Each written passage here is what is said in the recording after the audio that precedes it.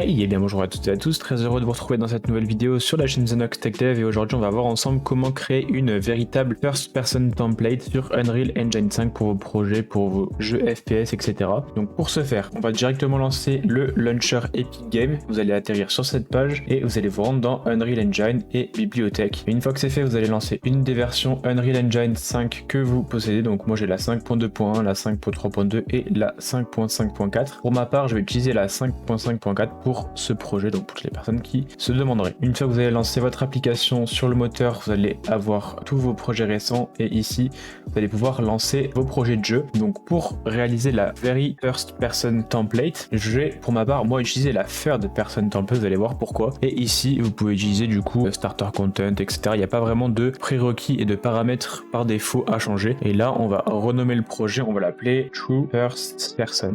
Et là vous créez votre projet. Alors une fois que c'est fait et que votre projet et votre template est chargé dans votre moteur Unreal Engine 5, donc pour ma part je le rappelle la 5.5.4, vous allez directement vous rendre dans le Content Browser. Donc ici il va être un contrôle espace ou sinon vous pouvez venir attacher directement le Content Browser ici en faisant Windows, Content Browser et ici Content Browser 1 et il va s'attacher directement. Donc pour ce faire, nous on va ici aller dans Third Person, Blueprint et ici déjà on va venir renommer notre blueprint, on va l'appeler PP First Person Character. Vous pouvez save et ici pareil le dossier on va le renommer First Person. Ici ils vont vous demander si vous voulez accepter les changements et le fait que votre dossier soit renommé, qu'il peut y avoir quelques erreurs au niveau des builds, etc.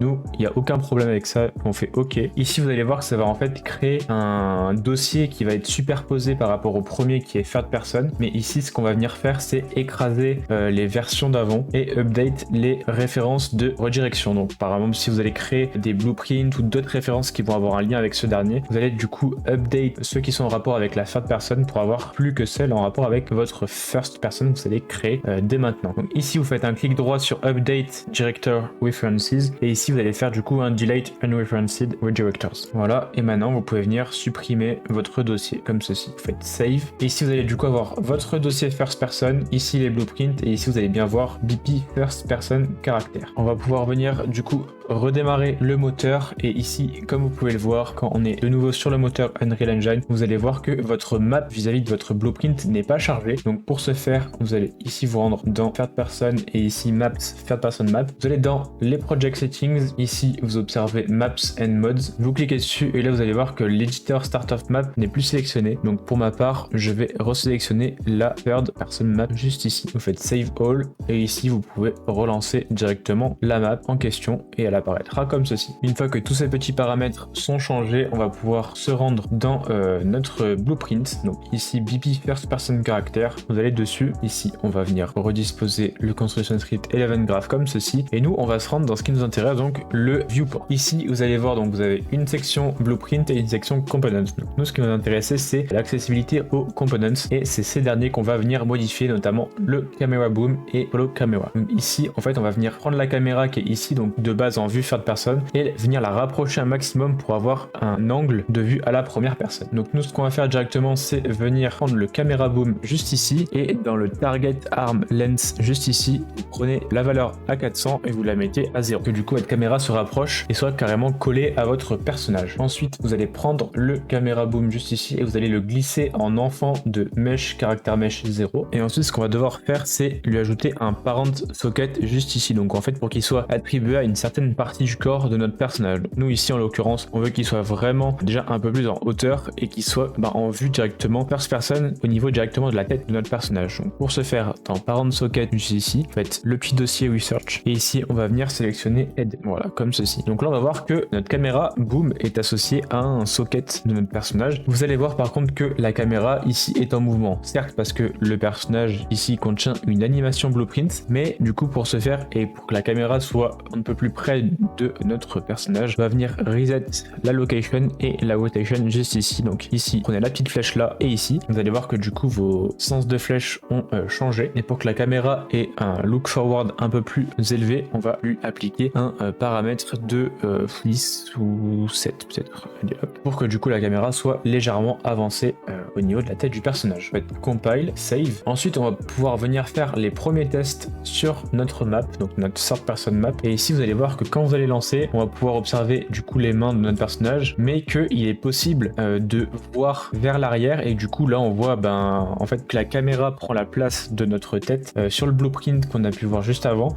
Lorsqu'on regarde vers l'arrière, en fait, la caméra va vers l'arrière également. Et nous, on veut faire en sorte que le personnage fasse face en fait à la caméra. Donc pour ce faire, on va retourner dans notre blueprint et ici, on va aller dans Character Movement. Vous allez descendre un peu et nous, on va se rendre dans les Rotation Settings, donc juste ici. Et là, vous allez avoir Use Controller Desired Rotation et Orient Rotation to Movement. Donc ici, nous, la case Orient Rotation to Movement, on va venir la décocher car en fait, on veut plus orienter notre personnage vers la direction où il va, car en fait, si notre personnage va vers l'arrière, on aura encore une nouvelle fois l'erreur qu'on vient de voir sur la third person map et en fait, c'est tout simplement pas ce qu'on veut. Mais par contre, à l'inverse, on va cocher Use Controller Desired Rotation, car à l'inverse, et ce que cela va faire, c'est que ça va forcer le personnage à toujours faire face à la caméra et c'est du coup ce qu'on veut, contrairement à l'Orient Rotation to Movement. Donc ici, vous pouvez faire Save et Compile et maintenant, on va pouvoir relancer notre template et vous allez voir que voilà, si on cherche à aller vers l'arrière comme tout à l'heure, certes, on voit qu'il manque un petit bout de la tête du personnage, mais on s'en fiche, c'est pas ce qu'on veut, étant donné que nous, on veut une vue à la première personne. Et en fait, là, on peut observer que les bras en fait de notre personnage par rapport au fait que ce dernier court, et pareil, si on vient à sauter, etc., on voit que les modifications ont bien été prises en compte. Et donc voilà, maintenant, vous pouvez voir que vous avez une vraie vue à la première personne et non à la third person, comme on a pu choisir au tout début avec notre template. J'espère en tout cas que la vidéo vous aura plu. Le seul petit truc qui reste à faire, c'est donc de renommer votre third person game mode en first person. Ici, vous faites save all et voilà, vous allez avoir votre first person qui va être en game mode first person game mode. Donc on sauvegarde et voilà les amis, c'est la fin de cette vidéo, de ce tutoriel. J'espère en tout cas qu'il vous aura plu. N'hésitez pas comme d'habitude à aimer, partager et à vous abonner à la chaîne si le contenu vous plaît. Pour les plus curieux d'entre vous, la prochaine fois on va voir comment mettre en place un système d'IA qui va suivre notre personnage. Aussi, on verra ensemble le behavior tree d'une intelligence artificielle, mais ce sera peut-être deux vidéos qui seront séparées. Voilà, j'espère en tout cas que ça vous aura plu. N'hésitez pas comme d'habitude à mettre un maximum de likes pour le référencement, ça m'aide vraiment énormément. Et puis moi je vous dis à la prochaine pour de nouvelles vidéos. C'était Théo de la chaîne Zenox Tech Dev. Ciao ciao. Peace.